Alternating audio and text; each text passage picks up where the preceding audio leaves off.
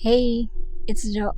So for today's video, we are going to eat mac and cheese, and I added a lot of cheese, as you can see. So let's start, and we're going to use my golden spoon. Nakatutubos ko lang. Joke lang. Hindi to nasasangla. I wish.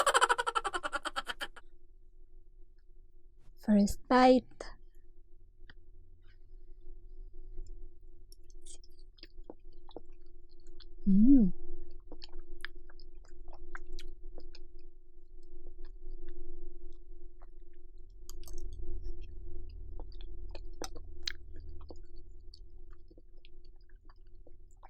Masarap siya. And yung mac and cheese na ginamit ko is yung instant lang. And I also added tteokbokki, the cheese flavor one. So if you are thinking of cooking your own mac and cheese and gusto nyo samahan ng rice cake, masarap siya.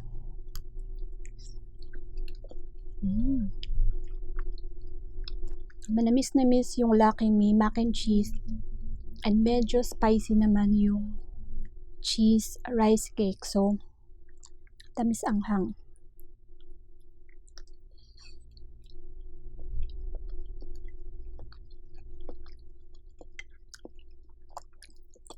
Ang init.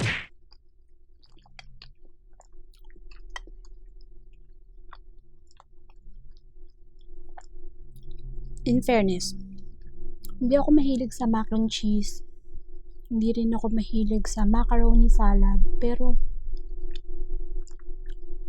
in fairness, masarap to. Nung first time ko itong matikman, hindi ko siya masyadong nagustuhan. Pero ngayon masarap siya. Siguro dahil sinamahan ko ng rice cake. Tapos nilagyan ko din ng bacon.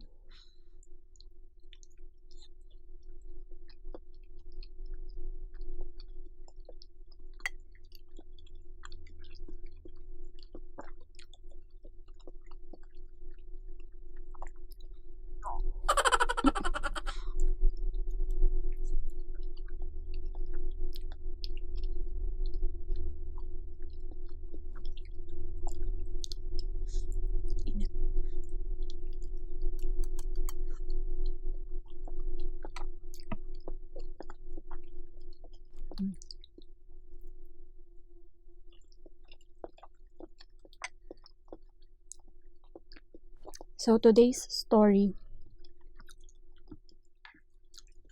Wait. I'm just going to check my teeth. Because on my previous video, yung video ko about Sully, yung tinga ko beshi, kumakaway siya. Okay. Clear naman siya.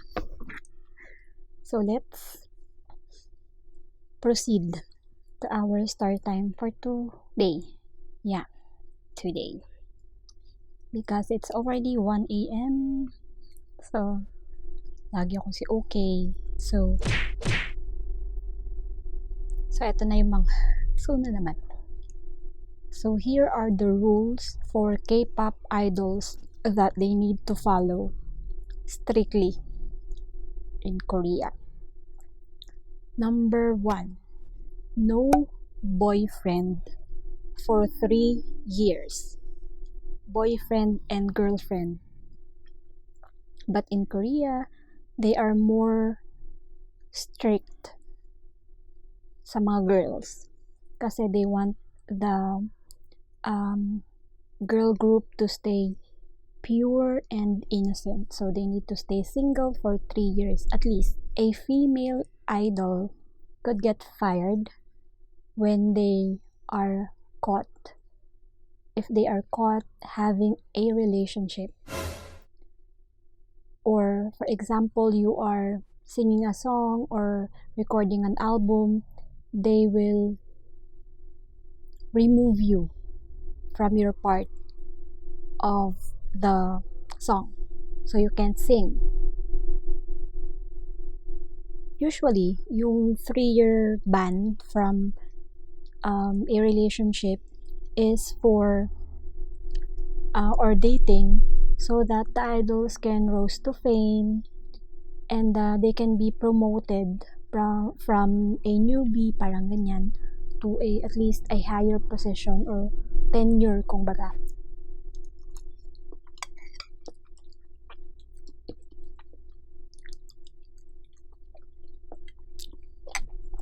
Number 2, no talking to opposite sex in your company.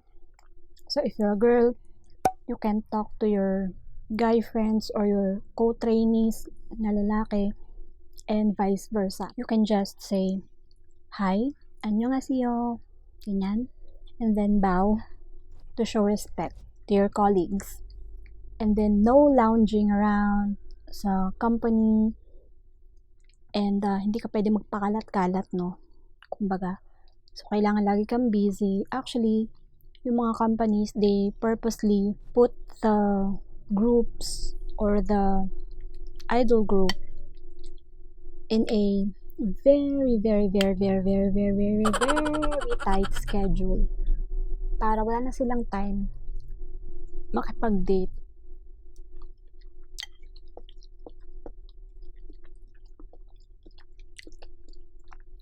Sabi nga nila, yung mga K-pop idol daw, they are under slave contracts.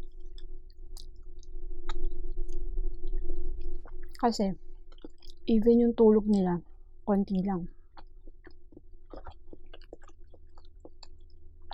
Because they need to practice. Third, cellphone checks. Their companies or their management would always check their phones and see if someone is texting you. For example, if you're a girl, if a guy is texting you, lagot ka pag nahuli ka. So yung mga idols, for example, when they receive a text from the opposite sex, they will immediately delete the messages. Kasi minsan, yung mga managers nila, magkakaroon sila ng surprise cellphone check. Parang surprise quiz lang sa school. Actually, they don't have privacy at all. So, if you are caught texting someone in the opposite sex, your phone, your mobile phone will be confiscated up to a year. Grabe. 1 taon kang walang cellphone, beshi. So, if your family needs to talk to you, they need to call your manager para makausap kayo kasi nga confiscated yung cellphone nyo. And sa sobrang ka-strictuhan ng mga management company, they even put CCTV outside the K-pop idol's room. As in, paglabas mo, kitang-kita ka, hindi ka makakatanggi na lumabas ka at umalis ka ng dorm. Alaw ka. So, kaya yung ibang mga idols, sa bintana sila dumadaan. Tulad ng mga napapanood natin sa K-drama, yung mga nagdo-dorm na estudyante naman to ha. Sa bintana sila dumadaan para mag-sneak out. Alaw ka. Number 4. Ito yung pinaka-no talaga. No junk food. Because nga, yung mga idols, everyday silang wini-weigh. So, everyday, you will fall in line and then, isa-isa kayong maakyat sa weighing scale. And if you gain even 1 pound, siguro kahit 0.5 siguro, you will be reprimanded. Siguro magiging mahigpit sila, magkakamote ka lang the whole month, ganyan. Kasi very strict sila when it comes to weight. Kasi sa kanila, maganda pagka super slim. Diba? As in, hindi mo akalain na hita yung nakikita mo kasi parang feeling ko pag nakikita ko, braso lang yun. Yung mga hita nila, braso ko lang, diba? Number 5, K-pop idols need to be always in contact with their managers, even in wee hours of the night. For example, 3 a.m. naisipan lang ng manager mo, tatawagan ka just to check on you, to make sure na nandun ka nga sa dorm mo at hindi ka pumaparty kung saang club. Tatawag si manager at kailangan nilang malaman kung nasan ka, kung nasa bahay ka ba talaga. They even call you on FaceTime just to make sure na nasa dorm ka nga, and you need to put your camera on the whole room para ipakita sa kanila na nasa dorm ka nga. So wala ka talagang lusot. And if you're going to say na you're ready to sleep, kailangan nilang makita nakapang sleepwear ka na, ganyan-ganyan. Number 6 rule, no going out. Ito nakakaloka. No going out. Paano sila makakalabas? May CCTV nga dun sa pintuan, di ba? Wala siya. Although, sa bintana nga sila dumadaan. So, maparaan din itong mga trainings na to.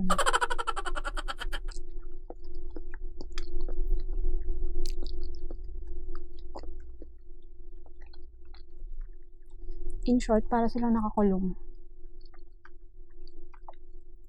So, syempre, no drinking. Kasi nga, kapag train, especially, syempre, kung trainee ka pa lang, bawal na yun. Lalo na kung nakapag-debut ka na, di ba? Kasi scandal yun.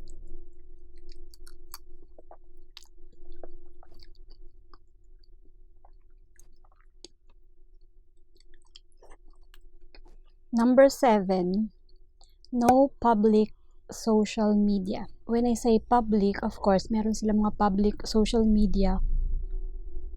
Pero yung mga social media nila was controlled or handled by their manager and their management. So, maybe you can have a private account. Kasi nga sometimes daw, if an idol post a photo that their manager didn't approve of, and nagkataon na hindi pala siya maganda doon, so pwede siyang mabash, or hindi pala appropriate yung ipopost nila, so pwede din silang ma-reprimand. Kasi nga sometimes SOCMED is very, very, very, very toxic. So yung mga social media accounts nila are controlled as well. Number 8, they can't touch their hairstyle. Kasi diba minsan merong certain hairstyle na bagay sa mga K-pop idol. For example, yung katulad ni ng aking ultimate oppa, Lee, nung nag-film siya ng Boys Over Flowers, kailangan medyo mahaba yung buhok niya kasi kinukulot nila, diba? Pero nung nag-City Hunter siya, nag-iba din yung hairstyle niya doon. So, ibinabagay nila dun sa K-drama nung idol yung hairstyle nila. So, hindi mo siya basta-basta pwedeng baguhin, especially kung you are currently filming a K-drama.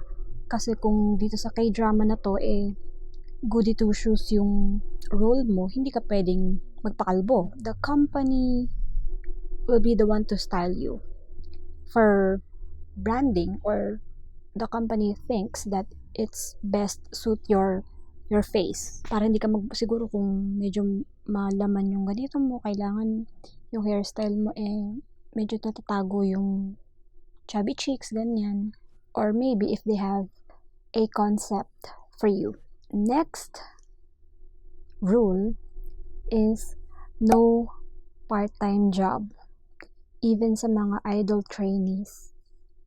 But sometimes, kailangan nila ng extra na trabaho because even though they are training to be on a K-pop group, walang kasiguruduhan na magde-debut sila sa K-pop group and they're not earning money.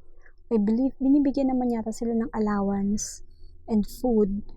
Pero, syempre, kung may iba ka pang expenses, wala kang panggastos kasi nga, hindi ka naman nakakatanggap ng sweldo sa pagiging trainee mo. But, it's a no-no kasi nga, for example, paano kung bigla kang mag-debut tapos nakuhanan ka na nagpa-part-time job ka? So, ano pa yun? Scandal pa. Yun nga lang, some companies provide you with, yung mga trainees, they provide dorm and food for the trainees.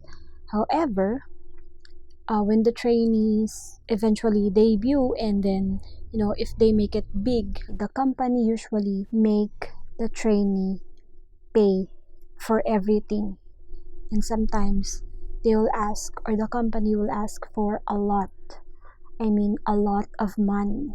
Maybe million ganyan. And then last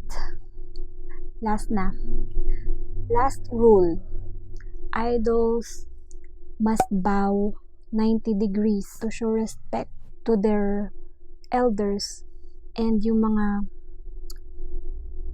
unni and oppa nila, ng mga naunang nag-debut sa kanila. Especially if you're a newbie, you see your senior, you see your sunbae, kailangan mong magbow ng 90 degrees.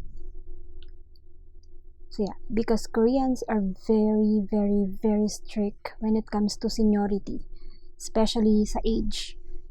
Usually, nung unang tinatanong ng mga Korean, kahit na first meeting pa lang, itatanong nila kung ilang taon ka na. Kasi even though 1 year lang yung tanda nila sa'yo, you need to show them respect and automatically, you are below them.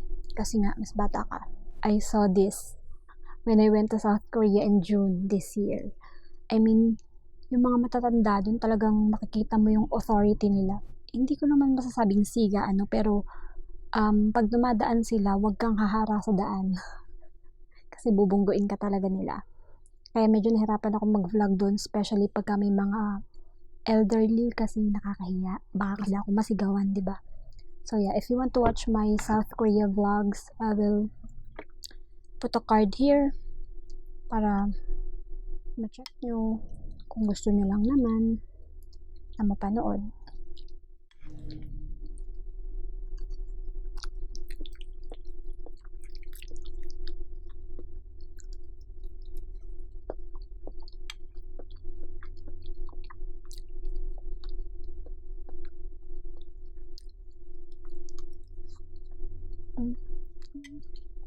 Syempre, we have coffee.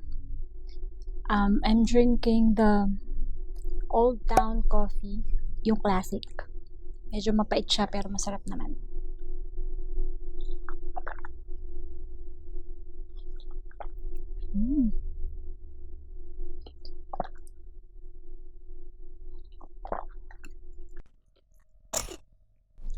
Matapang siya.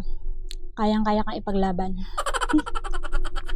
So yeah, that's it for today's video. Nakakaloka pala yung pinagdadaanan ng mga K-pop idols, especially before they debut. Thank you so much guys for watching. I hope to see you on my next video. Please like and subscribe. Let's eat more. God bless you all. Bye.